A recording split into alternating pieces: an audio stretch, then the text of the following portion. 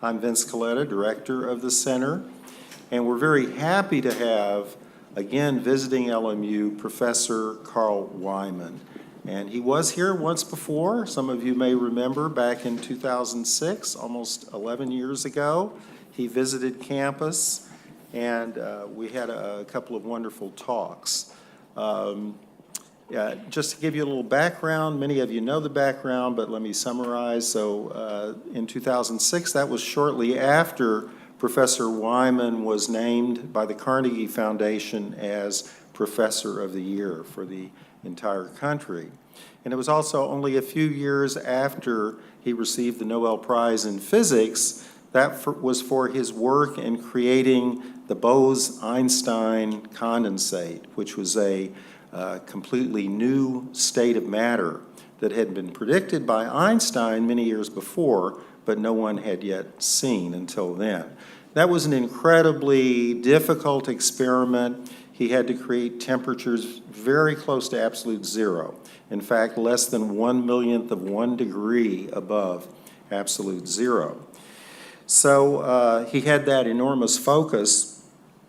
And he's carried that focus into his subsequent work in education. I think that's one of his, I would say one of his main intellectual traits is that focus. In fact, when he was doing his experimental work at the University of Colorado, he actually slept in his lab for a long period of time. I don't know how long exactly. But after that, after receiving the Nobel Prize, he gave much of his prize money to create a website, PHET, and you can Google that and check out the simulations there that help many, many students understand phenomena. So it's like experiments, but it's simulations that you can see.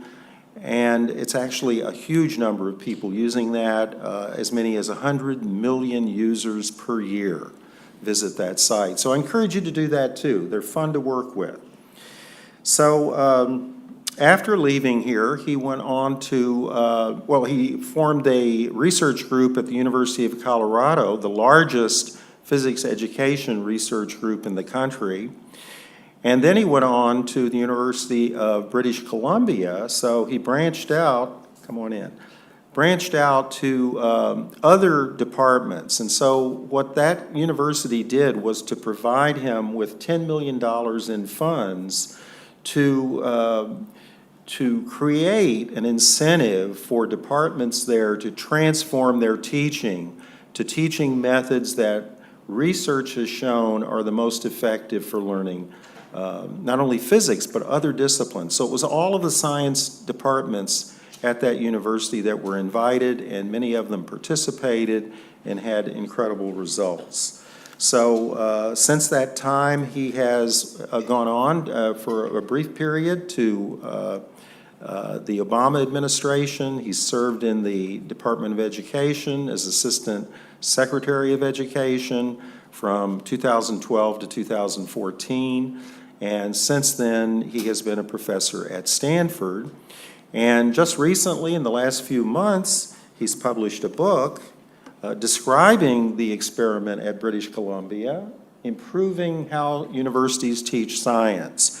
And what he's been working on ever since is visiting universities around the country and encouraging other people to follow this sort of experiment, to look at the methods that research has shown are most effective in student learning. So let's welcome Professor Wieman.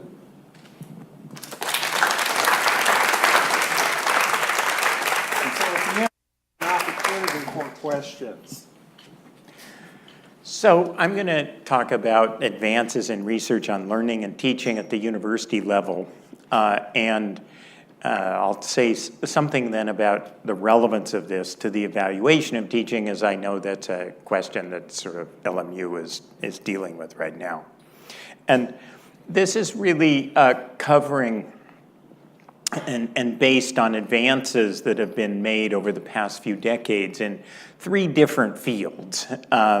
And they've come together to give us a very consistent, much clearer picture and new insights on really how to achieve complex learning that we're seeking to achieve in universities. And these areas are the cognitive psychologists who study basic processes of how people think and learn, brain research, and then the university science and engineering classroom studies that most of the things that I work on. Now, the classroom studies where you implement these principles from the cognitive psychology in courses and see how they work have almost entirely been done for science and engineering courses. There's a little bit now in social sciences and not much at all in humanities. Now, and I realize not everybody here is from sciences or engineering, and so I want to stress that we have data only from those classrooms. It's not that that these ideas wouldn't apply in other fields, and I think that the cognitive psychology and brain research actually gives one quite powerful arguments that these apply to learning expertise of many different kinds, and that as people get around to doing the research in classes in other fields, you'll see much the same result. And so throughout my talk, I'm going to try and argue for the generalization of this, even though we're limited in the classroom data. And we can talk about that more later if you want. So I tell you about complex learning. Let me push a little bit more on what I see as the real educational goal of our university programs, and even down at the level of an individual course.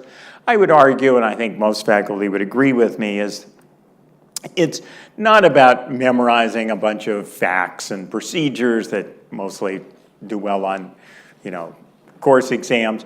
It's really about having the student learn to make better decisions or choices in certain relevant contexts, where I see the better is really using the knowledge and ways of thinking and analysis by an expert in that relevant discipline, i.e. a LMU faculty member who's teaching it, okay?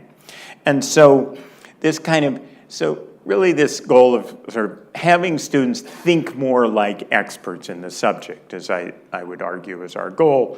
And so in my talk, I'm first going to talk about what that really means. What do we know about expert thinking across different areas? How is that thinking learned? That's sort of the cognitive psychology part. They've studied this a lot.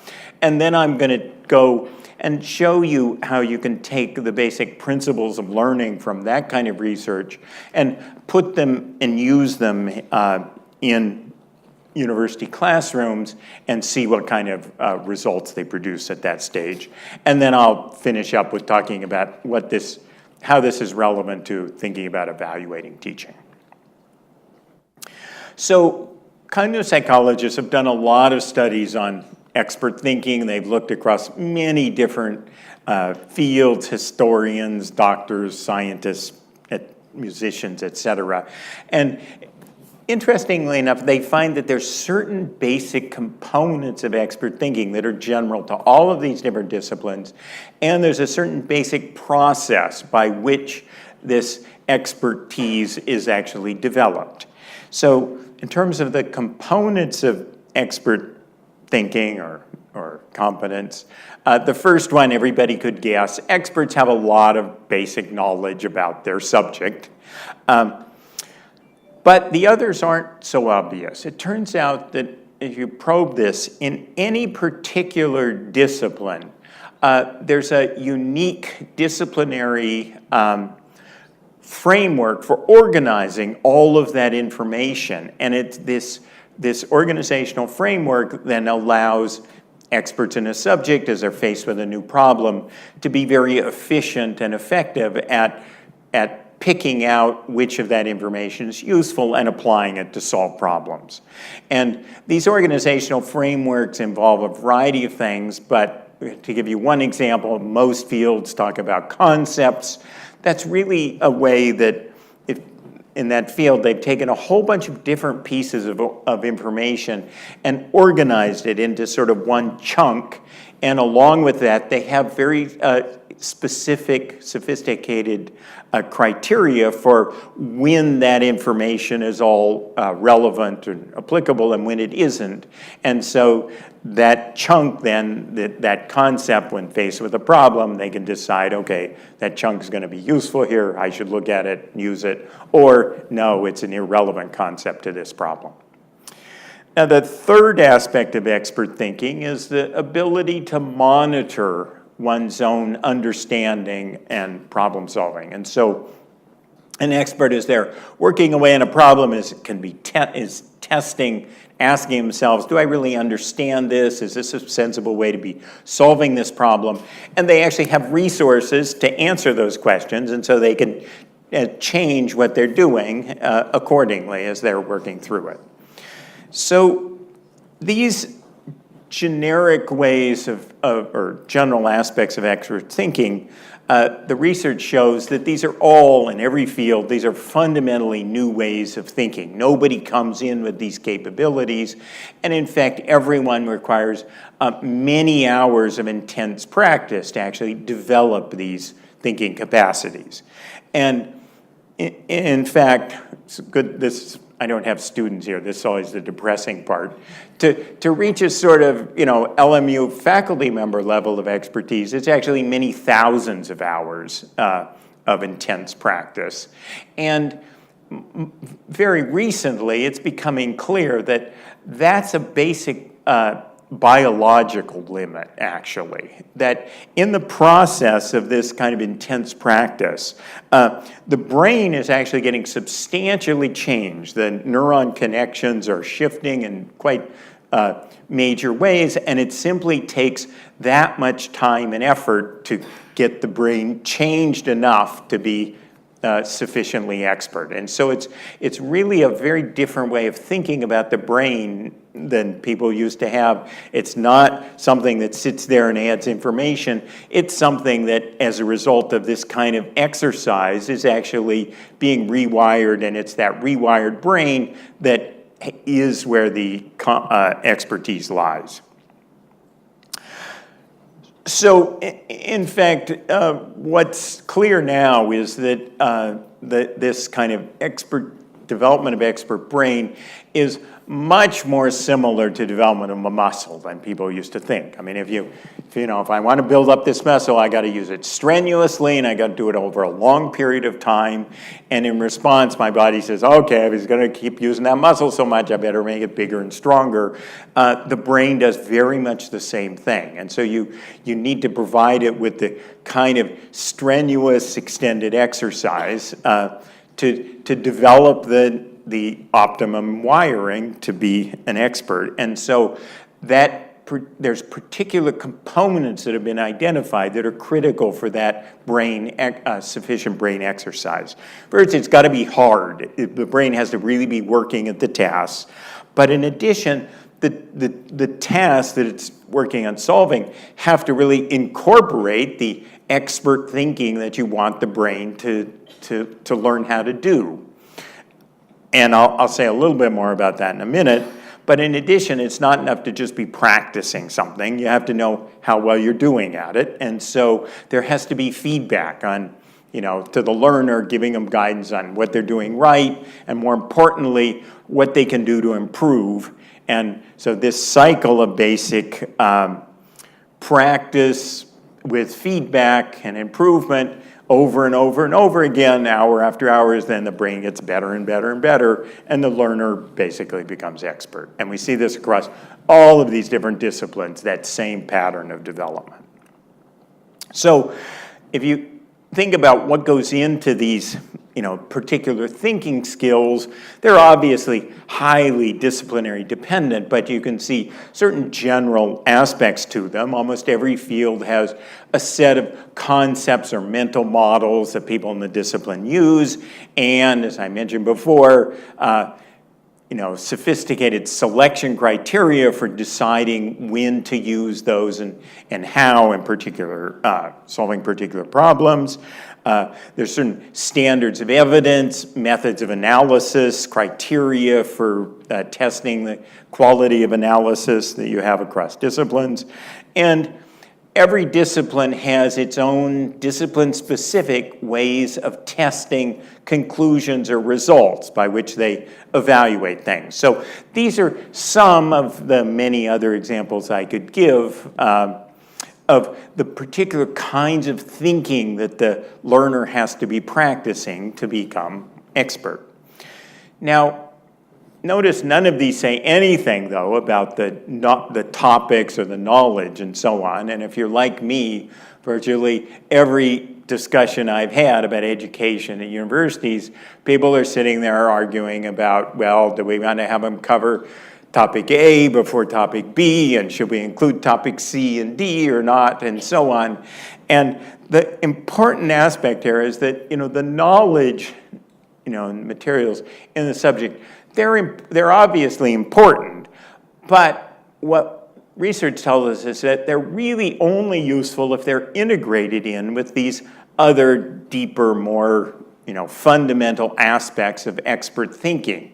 We have lots of data where or people study this, have lots of data showing that students can learn a bunch of different knowledge, they can do just fine on, final exams, but when they're faced with an authentic problem, that knowledge is what we call sort of disembodied knowledge. It lives out there and they never access it where they need it, where they would be useful to actually solve problems. And so real learning of expert thinking involves the knowledge along with these aspects of thinking that guide the learner as to when and how to use that knowledge in meaningful ways. So if that's what's going to be happening in the learner's brain, then what's the teacher do? What's an effective teacher do? Well, the teacher has to make that happen by designing suitable practice tasks, the right level of challenge, and incorporating the expert thinking, providing the meaningful feedback to help the students improve. And then finally, a critical aspect is really motivating the learner to put in the inherently hard work to actually do all that and acquire it.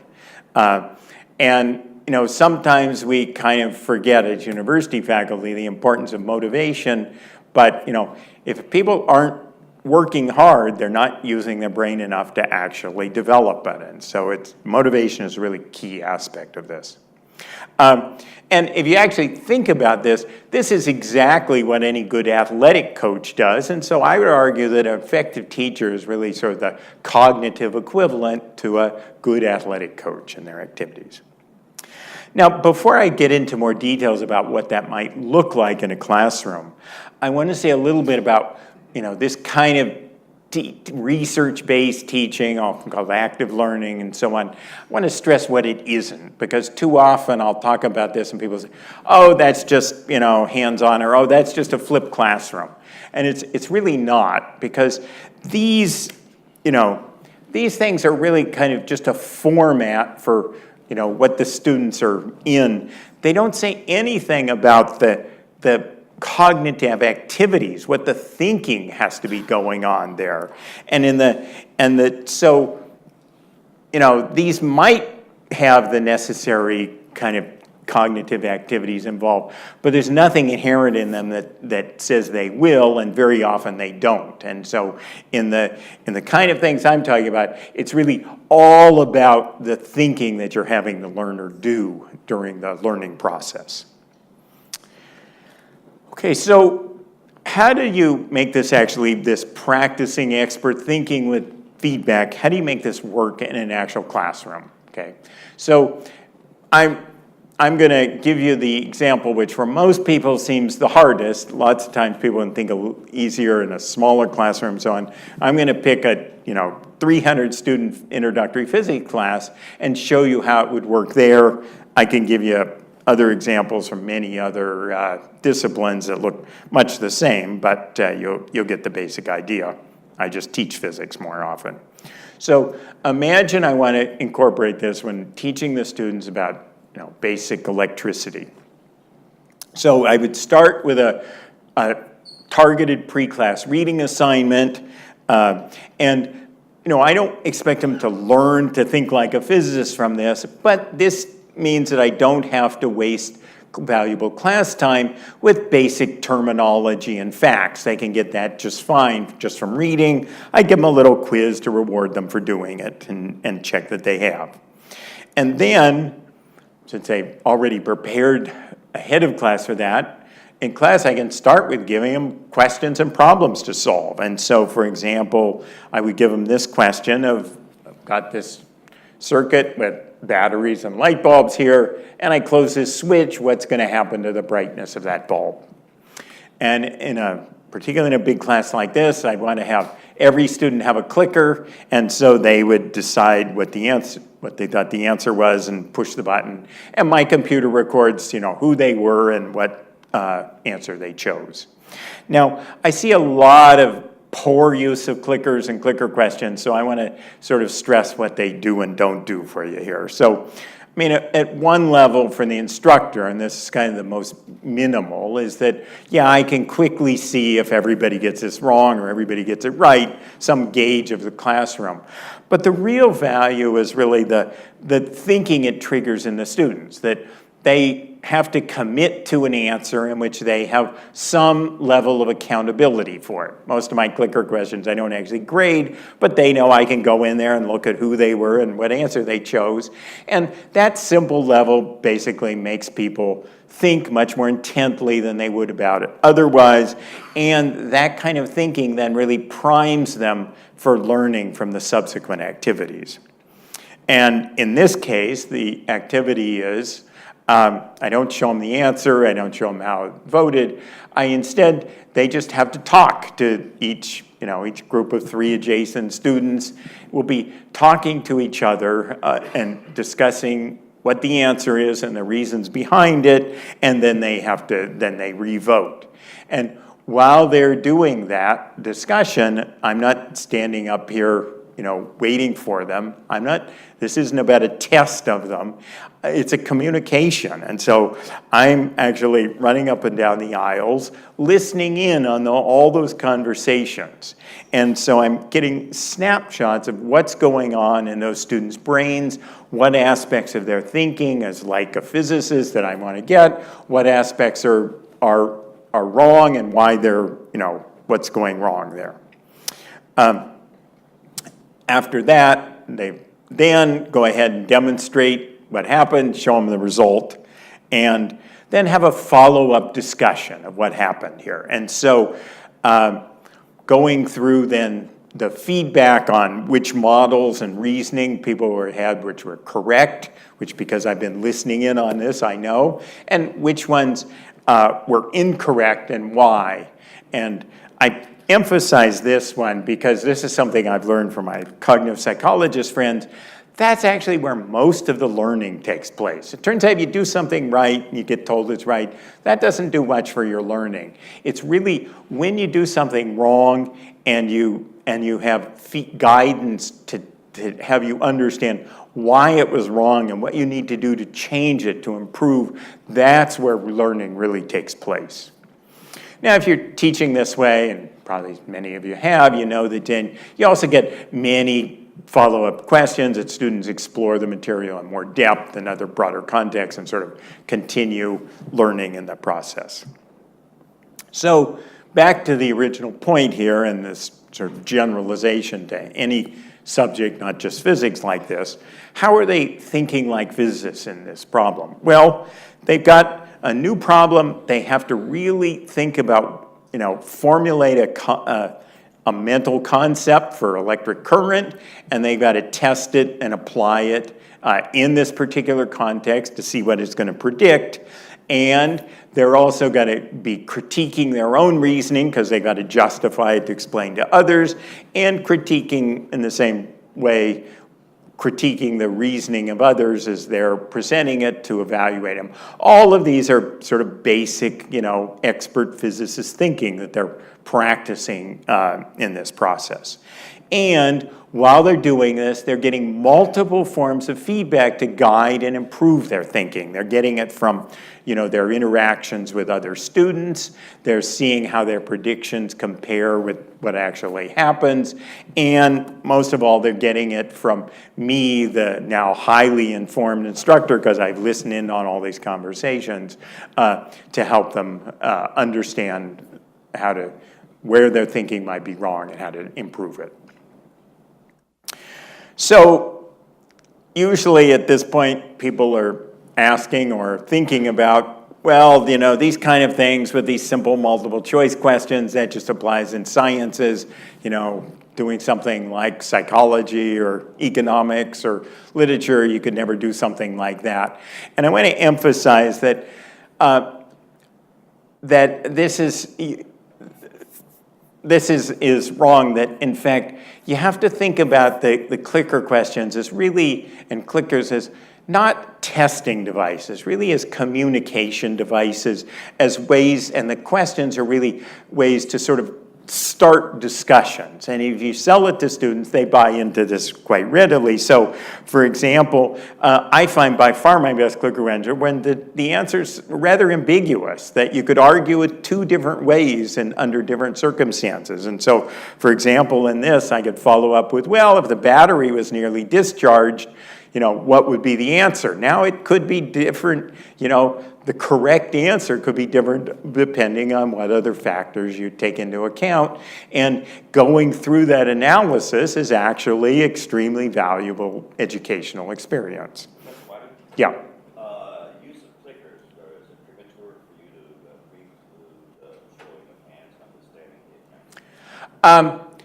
So there's some reason that we and others have looked at this actually, and both through student surveys and actual detailed studies. What clickers do is they have individual accountability, and they also have anonymity. And so when people raising hands, the students will tell us they're heavily influenced by what others are doing, and you don't have this individual accountability. So the technology, simple as it is, does have some unique value. Okay, so let me go and move on to saying we've got these basic principles of learning, practice, and feedback. And so what is this, what data do we have that you can, when you apply these things in the classroom, that it actually makes a difference, okay? So a few years ago, I started counting, and I got up to about 1,000 research studies, admittedly across sciences and engineering, as that's where people have been doing these, where they're comparing this kind of teaching with the traditional lecture approach, which in science and engineering still dominates, and looking at different measures of learning. And there's a big meta-analysis here you can look at if you want, but basically the result is that this kind of teaching consistently shows greater learning, particularly on measures of kind of expert thinking and decision processes that you would have, as opposed to, memorized facts and so on. Yeah. Using your clicker example with the circuit, conceivably you could write up a really nice write-up and talking about all the wrong answers too, and have them read it at home. Can you comment a little bit more? What's the value of doing it in class? The value of doing it in class, there are several values. First, there's a lot of learning that takes place in their individual interactions with peer students. We have some data actually showing that students learn, it depends a little on the details, but they generally learn more from the interaction with fellow students than they do from getting feedback from the instructor. But the other thing is, it's the targeted feedback that you have in class, that I can write up everything about, an analysis of student thinking where one of those 27 things might apply to you, but I go home and you go home and read it, you're not going to notice the 27. You're not going to remember what you were thinking about at the time.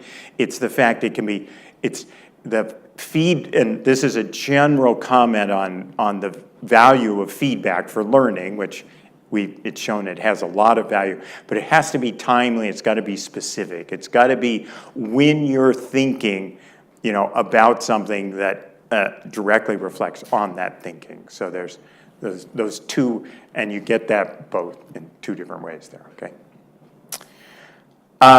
Okay, so that consistently shows greater learning, lower failure rates, and it benefits all, and here the data is not quite so clear-cut on the other cases, but it generally is somewhat larger benefit to the more at-risk students. That depends also a little on exactly what you're measuring. So I'm going to give you a few examples, different class sizes and subject to show you kind of things I mean. So this again is from introductory physics.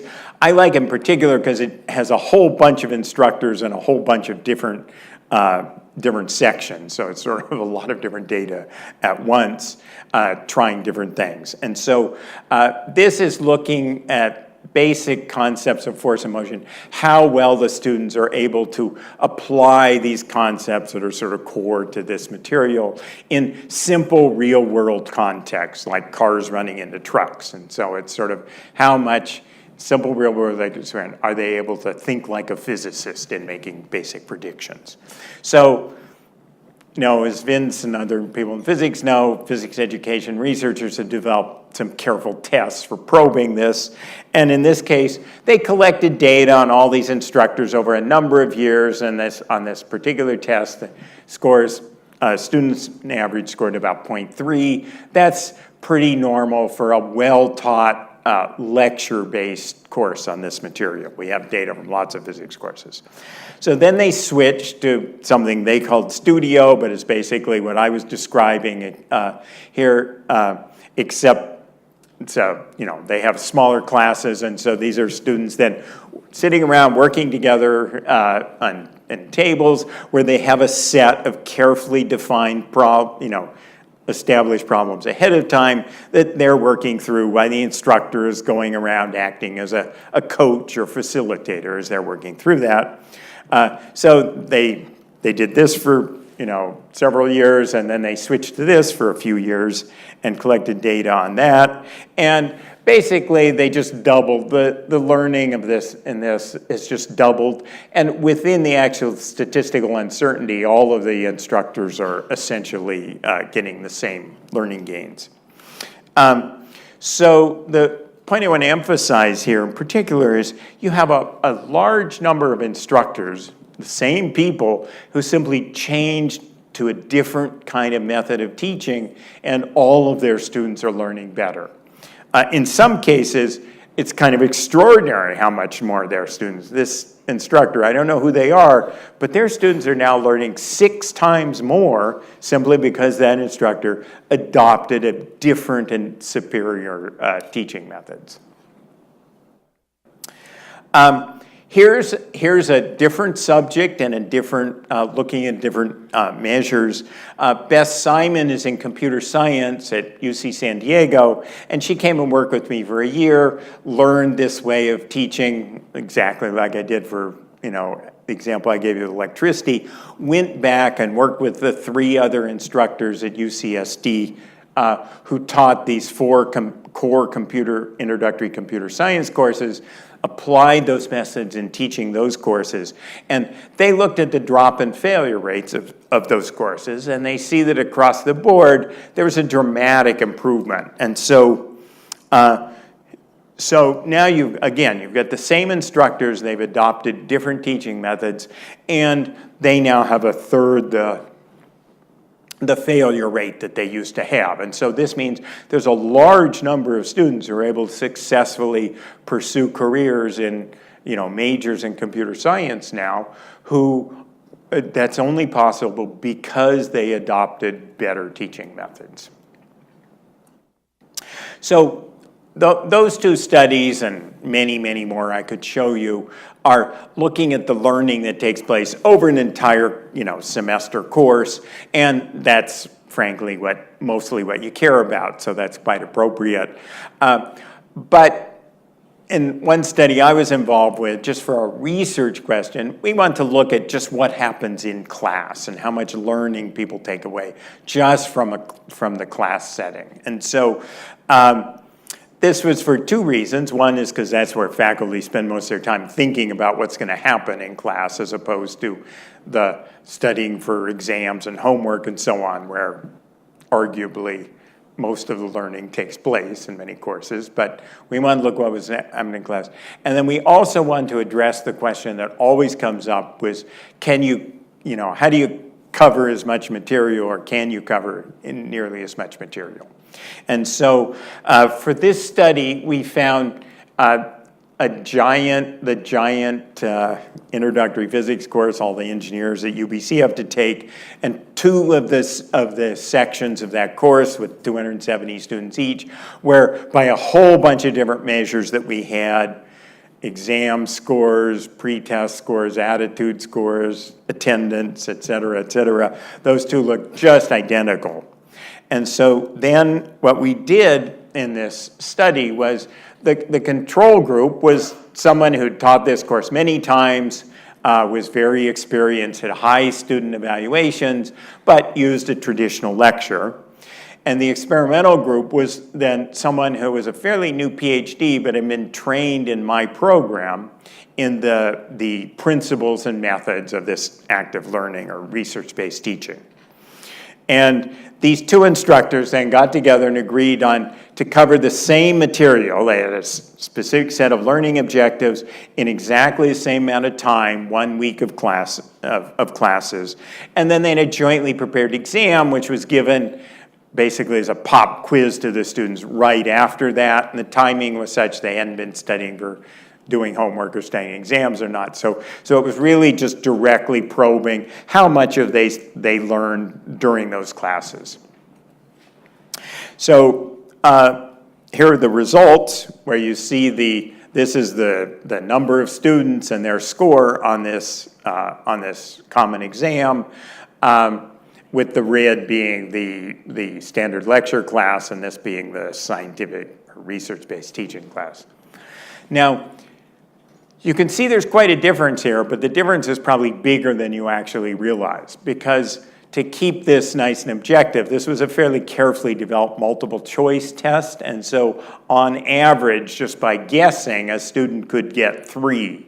And so the amount of learning is sort of how far above 3 they are. And, you should notice, boy, this is not a very big amount learned here. And over here, it's enormously more in the experimental section. Now, this seems like horrifyingly little. You might think that's hard to believe, but I know that myself and many others who got into the education research field started out by doing measures in our own classes. And so I know my own brilliantly, carefully organized and lectures were producing pretty dismal results also. So I'm not actually that surprised here. But there's a couple of things I want to stress about this difference. I mean, of course, the learning is much greater, but it's also, you can see the whole distribution moved up. So, the question comes up, is this way of teaching just better for the weaker students or better for the stronger students?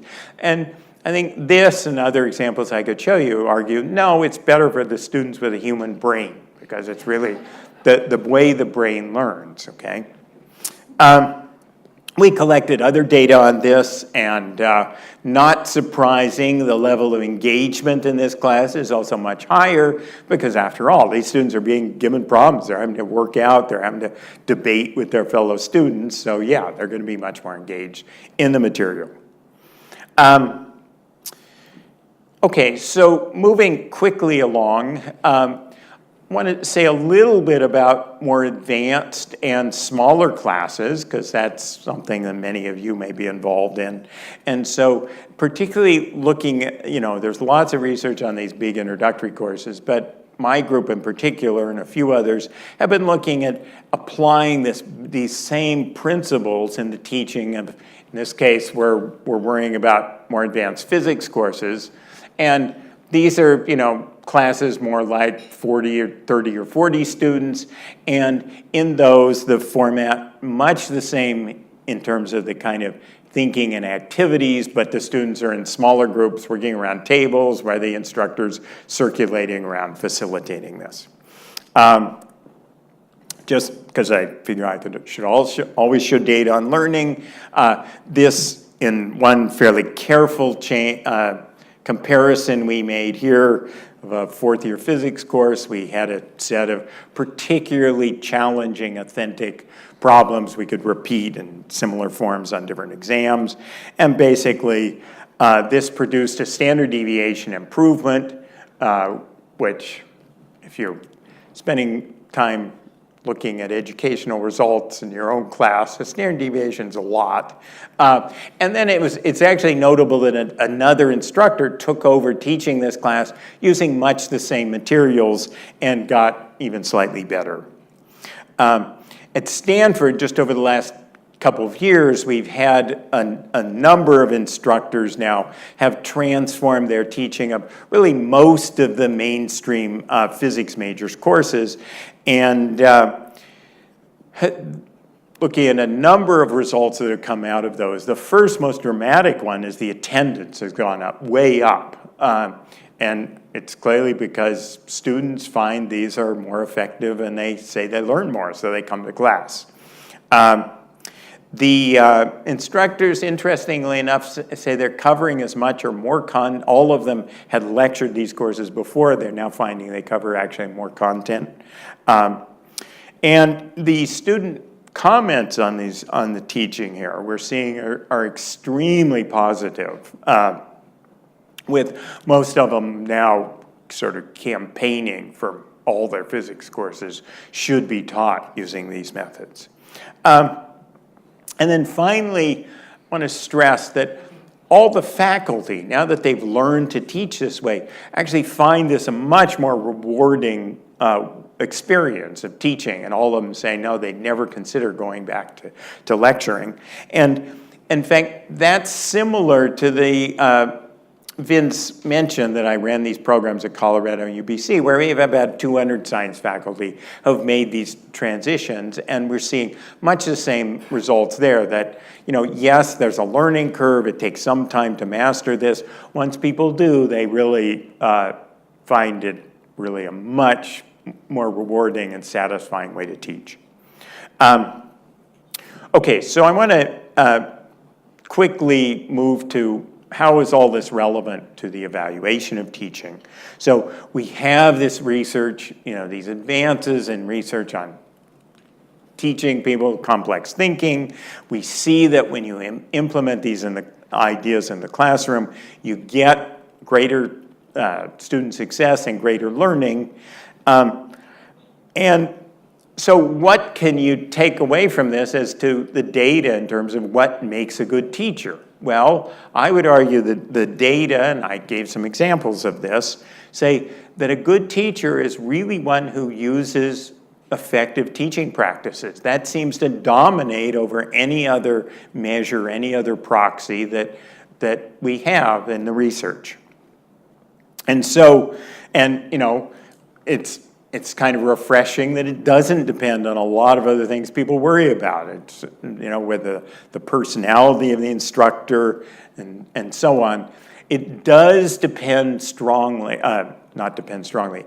The instructors have to have a high level of content expertise. That is a necessary requirement to teach this way. Fortunately for me, that's something that you don't have to worry about with university faculty in general. It's something, if you want to teach this way in K-12, it's a big issue. But for us, we've got this, and so we just get them to use the practices, and they get better results.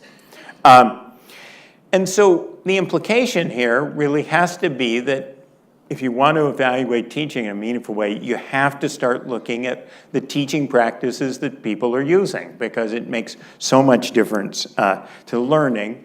And we could debate this, but I think if you take a look at any other proxies we've got for sort of student learning, this is the cleanest and most straightforward one to collect data on. And so how do you collect the information on what teaching practices are in use? Well, Sarah Gilbert and I spent a couple of years working on this, developing this survey instrument, the Teaching Praxis Inventory. And it only takes faculty about 10 minutes to complete for a typical course, but that's because, and it has a lot of items on it, but we put a lot of effort into making things that are there's very little subjective judgments, very simple wording, and so it's basically people can quickly and easily check off if something's there or not there, and it gives you a very detailed characterization of the teaching practices, the decisions made by a teacher in a class, and actually breaks down to 8 categories that I won't go through them, but it involves course information provided. One category is what's actually done in class, but it involves the assignments, the feedback, grading, all these things that we know in different ways can affect learning. And so once one has this detailed characterization, then what we've done is then have a measure of the extent of use of practices that the research shows achieve greater learning. And this is our effective teaching practices score. And there's now a version of this for both natural and use in natural and social sciences. I think it wouldn't take very much work to extend it to humanities, but we haven't done that yet.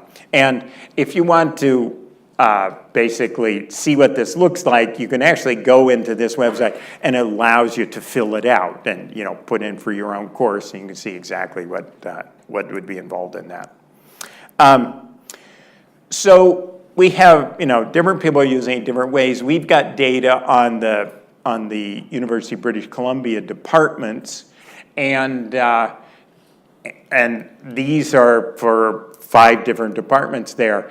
And one of this kind of effective teaching practice score, and one of the things that should jump out at you is what a wide range of distributions there are here.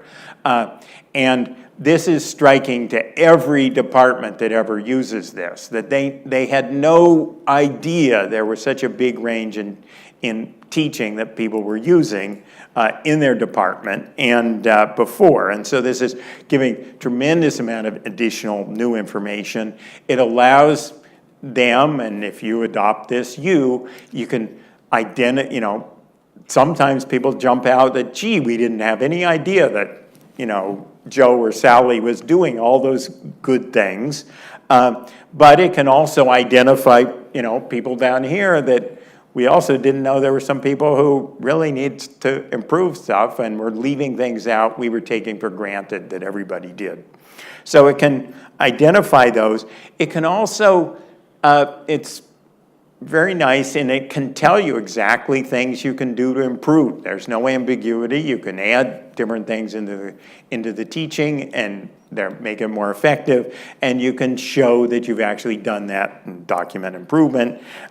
This is a department that put a big effort into improving their teaching, and basically the red was their scores before they made those started making those changes, and the blue is after. And yes, they now have clear documentation of how they improved their teaching.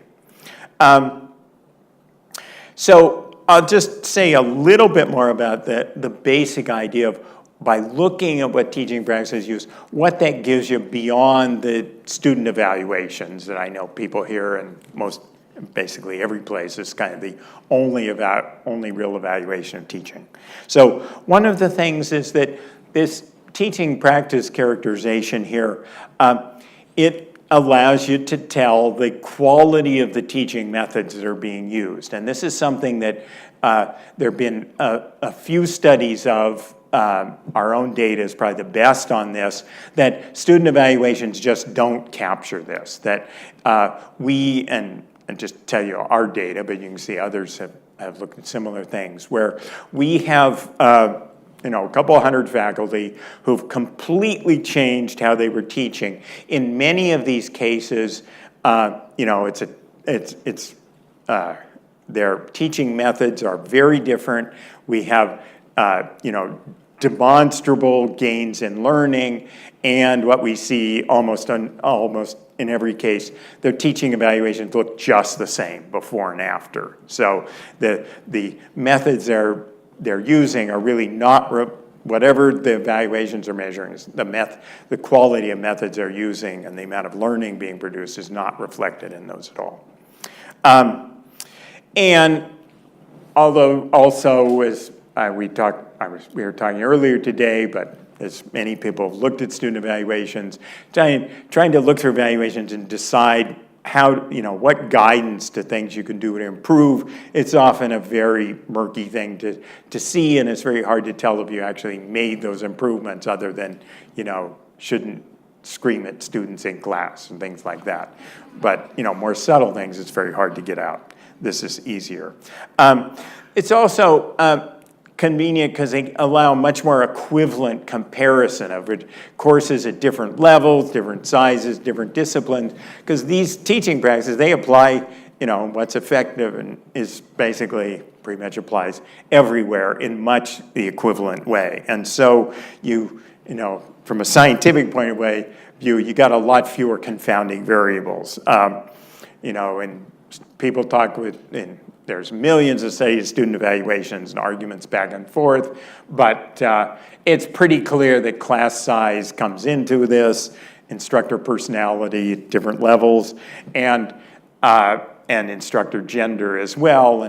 And in fact, I would argue at this point, it's kind of a waste of time to argue about the strengths and weaknesses of student course evaluations just because of this one, that there's two quite recent, very clean studies basically showing that of quite a strong gender bias against women women faculty in science. And so to me, these are clear enough that, okay, it's just going to become very soon a legal issue, that any university or college that actually uses those in any kind of promotion decision or hiring decision is going to get sued and is going to lose because the data is so convincing on that.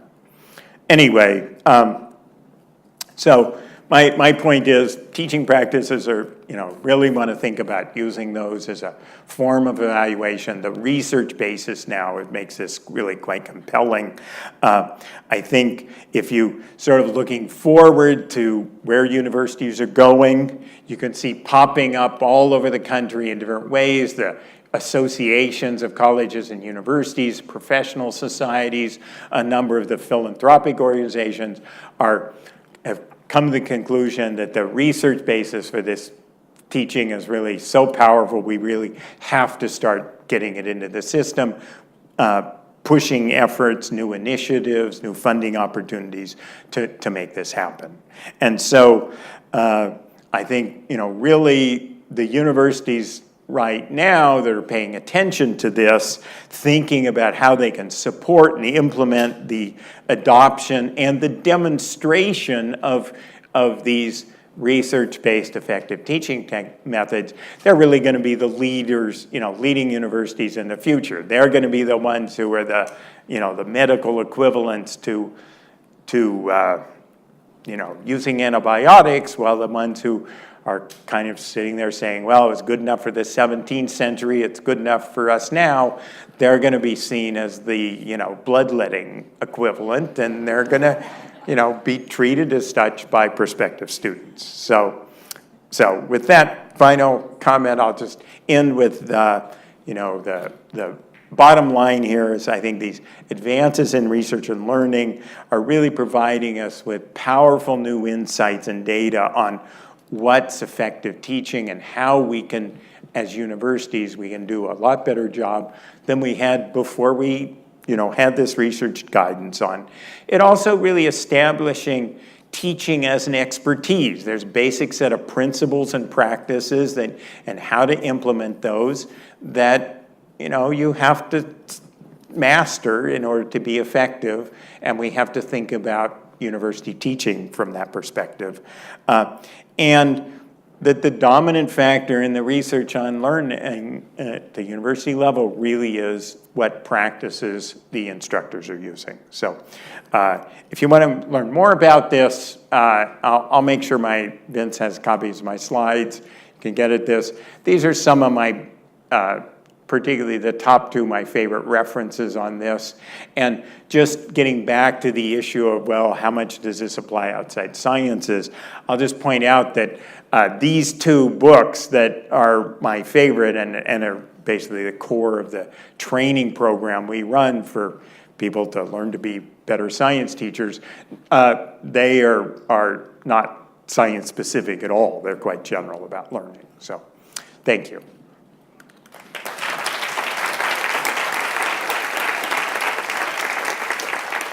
Okay, so just in the question period, I've said that I thought it was too awkward to hand the microphone around, and so you should just raise your hand. I'll call on you, and then. But the key is I have to repeat your question, and so remind me to repeat your question if I don't, so that it gets on the videotape. Yes. I don't need a microphone. Let's posit factor analysis, and these can all overlap. Everybody knows what that is. Then let's say the first one is sublocalization, visualization. The next one is lowering of stress. The next one is being involved. Do you have a feeling as to which one is really being the factor that's making this sizzle? So, just to try and repeat your question, you're worrying about all these different things that might be going on in the student that are contributing to the learning. Okay. I might note that in terms Yeah. of lowering stress, I'm still anxious to get closure on your Yeah. two questions. Whether it's So, yeah. Okay. So, and bringing up the issue of stress and all these other factors. So, so what I would say here is that we don't know the answer to that question, and that's really an area of sort of ongoing science education research in particular, particularly because the issues you're talking about, and they sort of go more broadly, are a whole variety of psychological issues which are going to affect different demographic groups differently. And so, we see we can move that distribution up, but now if you ask me, yeah, I don't want to just move that distribution up, I want to take and squash it all up to the top, those factors come in. So that's the things we're looking at, and in fact, we're now calling on not cognitive psychologists so much, but the social psychologists, and looking at their impacts. So what I can tell you is that, like I say, we don't know everything yet. We certainly know that these methods seem to, and I know 4 studies now, 2 of them we've been involved in, quite recent, looking at both gender gaps in course performance and underrepresented minority gaps, where in both cases, they were lower than the majority students. After when the course was transformed, then those gaps went away. We know in the case of the underrepresented minority, we're able to trace that back through a bunch of questions and a fairly complicated mediation analysis. It has to do with the underrepresented minority students there having a better sense of self-efficacy, or more accurate sense of self-efficacy, actually. And you can see how that could could arise because if they're sort of from a separate group and so on, they're sitting there not knowing what their level of competence is and sort of feeling distant and separated, whereas now we get them in and they're interacting with other students, they're talking together. That gives them a more accurate measure, and that turns out to carry over into improved performance. In another study, I know that there was a reduction for women students in test anxiety, and that and there was an associated reduction in the gap there. So there are these various factors that are sorting out. I will say that all of those differences, though, are usually at kind of the 10% level of the sort of overall difference in average between the teaching methods. But a lot of those factors are going to depend on the particular courses, the environment, and other factors, and that's an ongoing research to sort all that out. Answer was B. Yes. My question is about, do you have any evidence or any resources or support for maintaining the same level of content or actually increasing content with these more active strategies? Yeah. So her question is about covering the amount of content being covered. So content gets into a complicated issue because obviously the thing that you care about isn't really coverage of content, it's amount of learning, okay? And so there is this big question of people thinking about, well, they're having students do things in class, then that takes up more material. If I'm just telling you stuff, I can cover more. So, and some people, when they don't know how to do it right, do lose a fair amount. In one of the references here we have a whole bunch of 2-page guides for faculty. One is how to optimize the amount of content you cover, okay? So you can go read about it. But what I'll say is that what we see is the amount of content, if you optimize things in an active learning class, you can cover basically the same amount of content. In those more advanced classes, people are seeing they can cover more content, but that's because they realize, okay, they were doing a bunch of things in class that were really not very useful, like having long derivations at the blackboard while the students watch. They throw those out and capture that same learning in other ways. It's more efficient. That's how they cover more. But I would say as a general rule, and there's many exceptions to this, we see a lot of faculty who've gone through this process end up reducing the amount of content by something in the 10 to 20% level. But that's not because they feel they couldn't cover it. It's because in teaching this way, they get so much better perspective on the student thinking and learning. They realize, oh, I just was calling on to do an inappropriate amount.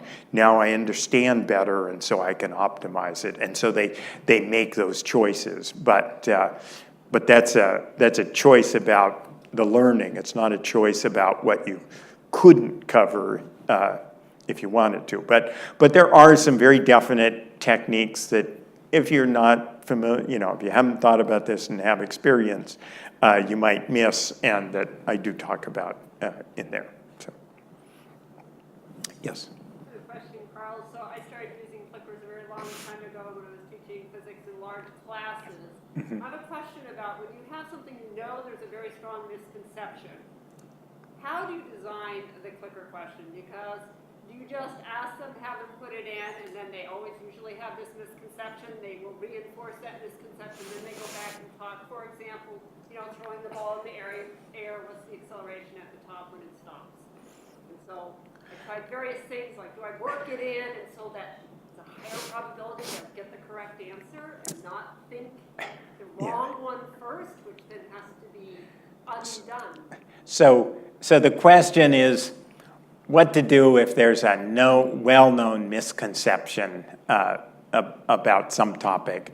So the first thing you have to answer that question, the first thing you have to look at is what you really mean by a misconception. Because, when people talk about misconceptions, it's a spectrum of something that, okay, is they're wrong about, but it's not terribly embedded in their experience. It's fairly easy to change, to saying the other things where it seems like, a lot of their experience says it should be this, and in fact, the physics says no, it's something different, okay? So then, the subject of dealing with, of changing basic concepts is complicated, and frankly, it's hard to do. A general rule that I would say, though, is that people really need to be confronted with their misconception. They need to be very explicitly dwelling on their reasoning and that it's not applying in in a certain situation. And then it's probably most effective to actually help them then understand that, the misconception, in some sense, misconceptions are never wrong. They're ideas which are applied incorrectly in a context where they don't apply, okay? And so actually, in general, what you want to do is have them recognize they really are thinking that and that there's a problem with it. That's got to be identified. And then you have to help them understand through discussions, through follow-up problems, through sometimes bridging problems to look at it, a different context, for them to understand, oh, I see now why that works here and doesn't work there, and so that if I'm looking at this kind of situation, I can't use that same reasoning, okay? So that's a long-winded answer, but it's a challenging, careful process that you have to work through to make that happen. So we saw a lot about how multiple choice questions and conceptual questions can be used. Yeah. How do you see this applying or changing when it's working more like open-ended questions, or like working like a problem set style problem to an answer in class? So I gave you the example of multiple choice questions. On these things like the more advanced physics classes, they almost never use clickers or clicker questions. They use generally worksheets. So particularly when you have more complicated calculational things you want them to do, open-ended reasoning things, it's easier to have worksheets where people have to write things down. And give arguments, et cetera. But you have the same sort of process of, okay, here's a question that needs to be solved. You got to have people discuss with each other. You want things to be difficult. You want them to be things where can be some reasonable debate among them, among people. And so, in many cases, having just write down a piece of paper and they write it all out. You have them turn in copies or whatever. But if you're dealing with 300 students at once and you want a rapid feedback, there's sort of no substitute for a multiple choice question with a clicker. But there's a lot of times you don't need that and you can do other things. So you got my attention when you started talking about legal issues regarding gender bias in student evaluations. So I was just wondering about the teaching practices surveys, the ways in which that might be used as supplemental information in the evaluation of faculty for tenure, promotion, et cetera. Yeah. Have those surveys been used at particular universities? So the question is, how much has the teaching practice inventory been used? So, people that don't have to tell, there's no reason people tell me. So I only find out if they're using it because, I sort of bump into something. I know, so I've heard of a number of people use it in their faculty development activities. it seems to be getting more widespread use in Australia. It was used in a very, University of Queensland sort of did it for their whole massive College of Science and Engineering, I think. And then there were a bunch of other, there was a consortium of Australian universities that, I guess I was there a couple of years ago, were sort of putting together this consortium to collect that data and so on. I don't know where they are in that, but yeah, so I don't actually know of anybody kind of using it for promotion and tenure things, but that doesn't mean it's not being used. I do know, like I say, quite a number of places are starting to use it for faculty development and guidance, so, yeah. Segueing from that, student evaluations were originally a formative tool, and then they became this bludgeon that they are. And so, can you comment on how not to have this wonderful tool become a bludgeon? So the question is how to have student evaluations be a formative rather than a bludgeon tool. And how this remain great instead of becoming a bludgeon. How to avoid. So, any evaluation system at some level ends up being you want to push certain behaviors, and it becomes that. I mean, I guess if you're going to have a bludgeoning, if you're going to have an evaluation tool, there's certain things that you want to have it do. One is you've got to have it, really be a measure of things you feel are meaningful, and you've got to have it so that it's fair. It can be used equivalently across, and so, when you use it, you're not, or, when you see your score, you're not sitting there thinking, gee, this is terrible because Wieman's a male and he gets higher score even though I teach better. And you've got to have it so that it can show people how to improve, I would say, and demonstrate that they do, if they do change something, that it does measure that they improve. And so, at least this fulfills all those criteria. Now, the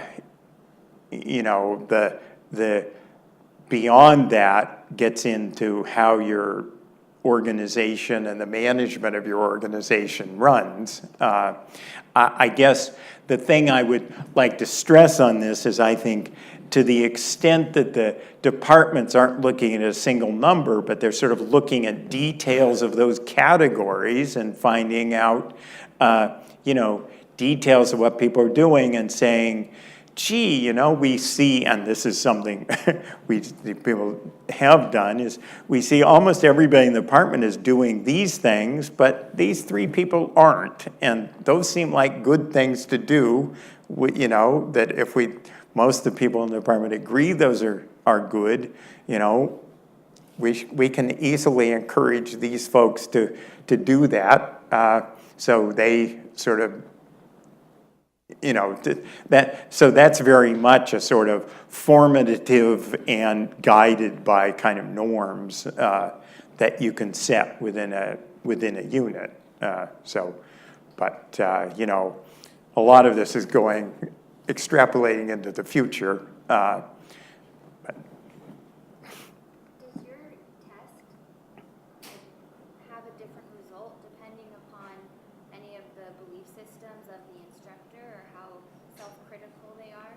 Because I realize with the student evaluations, is there implicit biases could come in? So I was wondering if you could speak in terms of this test, is there any way that implicit bias of the instructor of their own self? Yeah. So the question is, how much of the instructor biases, or I would say, I put this in terms of subjectivity of the instructor could come in. We put in you have to look at the test, we put in a whole lot of work to make things that were purely objective, something they're done and not done. You could be, that necessarily means you're somewhat coarse, but it also greatly can reduce issues of subjectivity. The main place where the subjectivity of the instructor can come in is there are questions about the amount of time and frequency with which they do things in class, okay? That can be hard for people to kind of keep track of and estimate.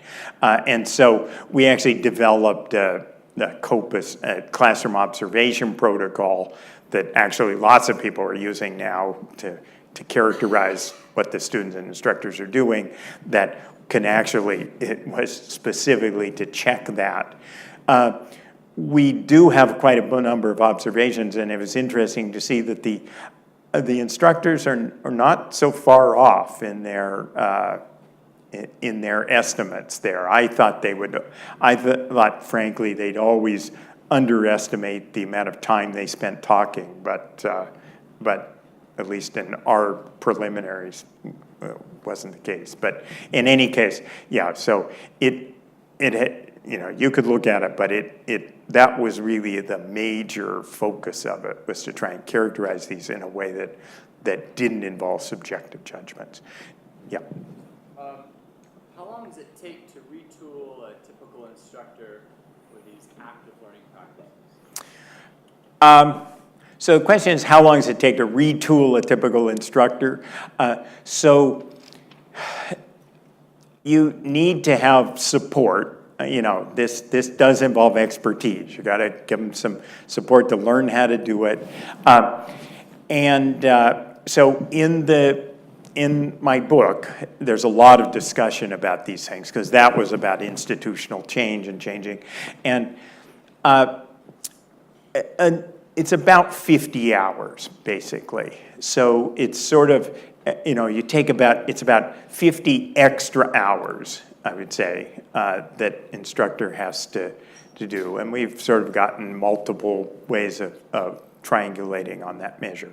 So that's not an enormous amount of time, but it's not trivial. I bet, if I asked you to put in 50 hours, you'd have to work things around there. And like I say, there has to be support, some guidance for them on doing that, but that's the kind of numbers.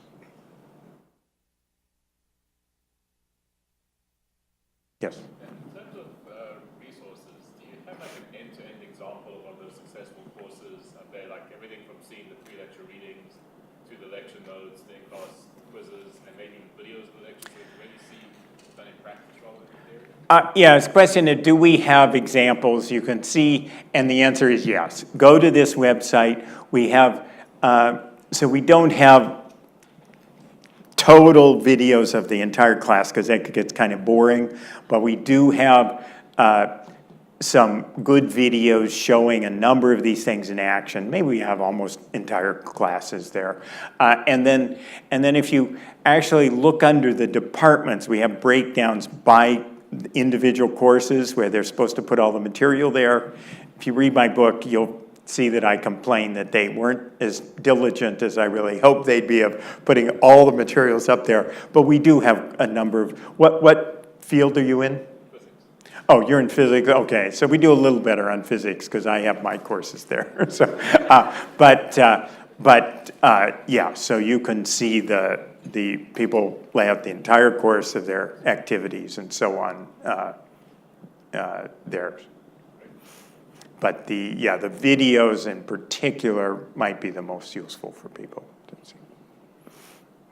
Yes. Is this related to what, like, Finland has been doing, with their educational, more interactive? You talked about going around the classroom and giving projects about what they're to be doing. Did you know that? So her question is this similar to what Finland's doing? So I know at the university level, Finland is quite traditional. It's quite a peculiar thing with focusing a lot on their teacher training things, where I think they're putting many of these ideas into it. But that's their training programs for their K-12 teachers. Right. Yeah. So I don't know how exactly, I mean, I know many of the basic ideas go into it because it's kind of ideas on learning. The details, I haven't actually looked at what they have in their training programs to see. There is a big difference in that these really are rooted in the discipline. And so if you're teaching university physics, that's very different from teaching middle school science. And so you can have the same basic principles, you end up having it look fairly different, but so in a detail I can't really say. But. Well, and overall, it seems a little similar. Yeah, it certainly, yeah, it will. I have never heard of Yeah. people trying to do those sorts of things in my classes. Yeah, in music. okay, so, yeah, and the Singapore teacher training program also has a lot of these things in it. I've interacted a little more with them, but, yeah. I have a question about how the instructor evaluates and how much the instructor engages when students are in group work. So in a large lecture hall, I totally understand you can't talk to everyone, so you assess. In a smaller breakout, for example, like a discussion or a lab section, do you let the students engage, assess, or do you engage with the students? Okay, so she's asking about, how do you do this as an instructor? At what level do you engage with the students and what, when in different settings? So I'm going to just not answer that because that's really where expertise comes in. And so we have general guidelines about how to optimize feedback, but if I just tell you something here, it's not going to be very meaningful to you. Those are the kind of real judgments that, you become a more expert instructor based on making those judgments. If you look in these resources here, they'll talk a lot about feedback and the optimum conditions for feedback that give you sort of guiding principles there. But, it's not too much, not too little. It's timely and specific. It's kind of the general rules, but. Have you seen that students change the way they approach learning in these classes? I mean, there's effective ways to learn and non-effective ways to learn. Even if you have effective learning strategies plus these great teaching strategies, things will happen. So the question is, have we seen students change their approaches to learning? So that's a really interesting question, and I don't have the answer to it. I have a lot of anecdotes where students will talk about carrying, how they, through these interactions, they develop better ways of learning physics and they carry those forward, but we don't have any systematic data that actually tracks and proves that in the future.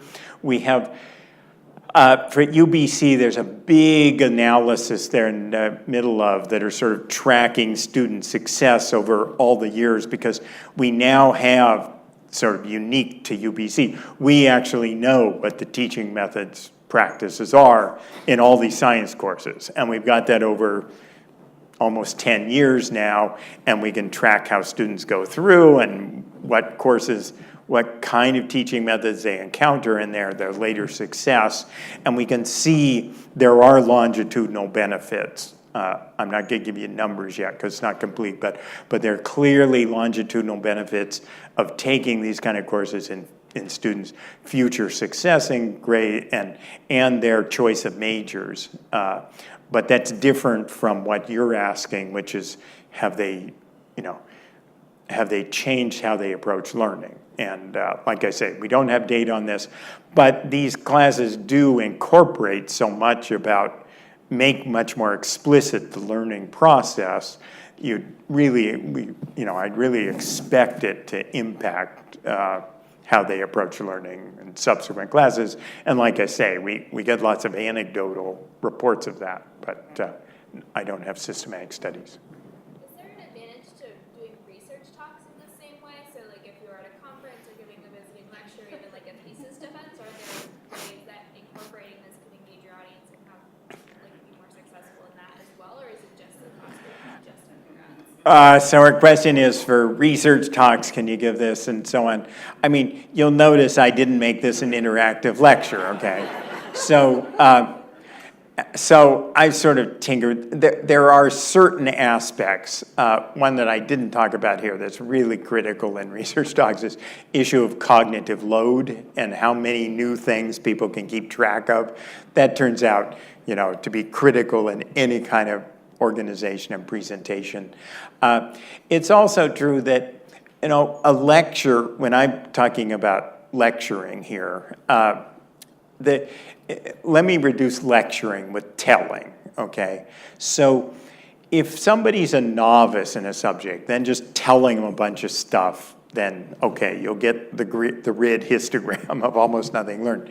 If people are fairly expert in something and sort of understand the questions, have the organizational framework, then telling them, and have the questions in mind, then telling them things can be quite effective, okay? And there's actually a sort of classic paper by Dan Schwartz on a time for telling.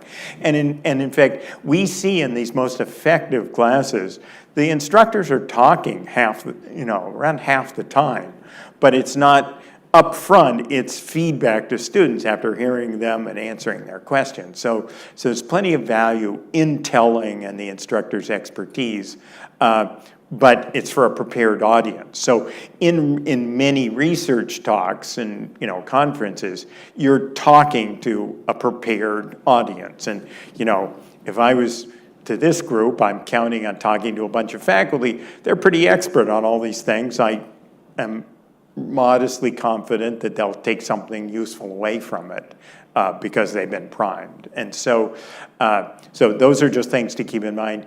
It's also true that, these kind of interactive stuff and so on, there's a bunch of overhead in kind of getting that set up and running and so on. And so for a one-off talk, it's pretty there. I have seen people who can do it well. My own experience is it's not nearly so successful, and people are kind of going off in all different directions. And so that's my advice on that subject. But and now with the lower division courses such as physics with online homework, now that we have these systems which have more the adaptive learning, such as Alex and Ketchup, what impact do you think 10 years from now is this going to be just incredible, the machine learning that's essentially a personal tutor for a student, and then that is somehow augmented with this more social experience in a classroom? What do you see in 10, 20 years? So I'm not sure. What I can tell you now about these online things is that, they're sort of intelligent tutors. And the problem is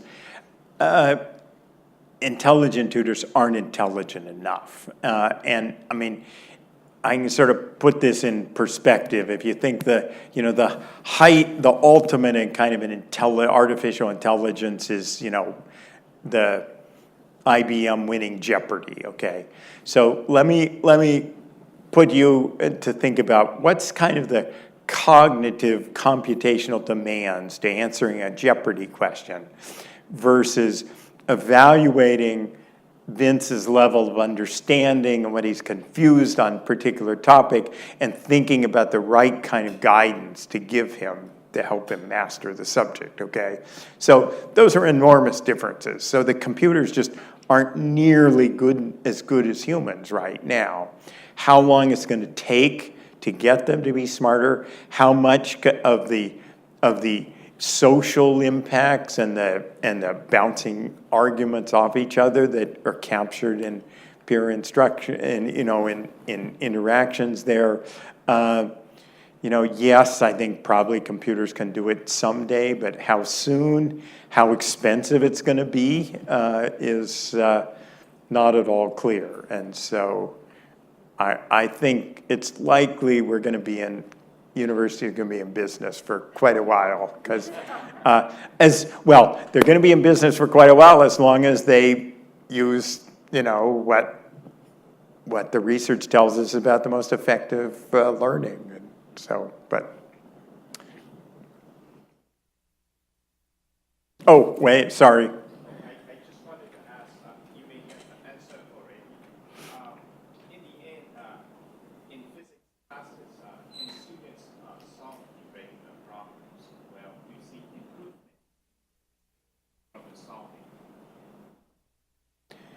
Sorry, is the question, do we see improvement in problem solving?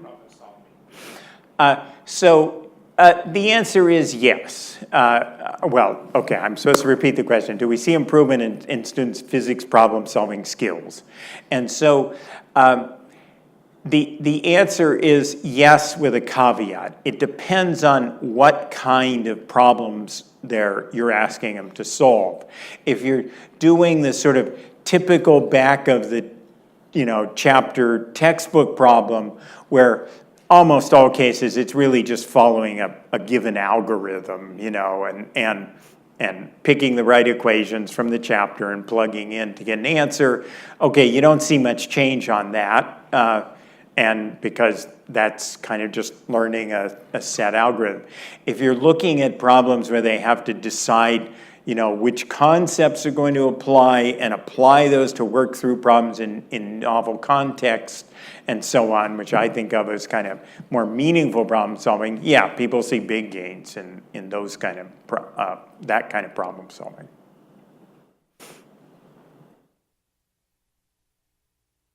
Is that? Okay, well, you have food or something you're supposed to tell them about, right?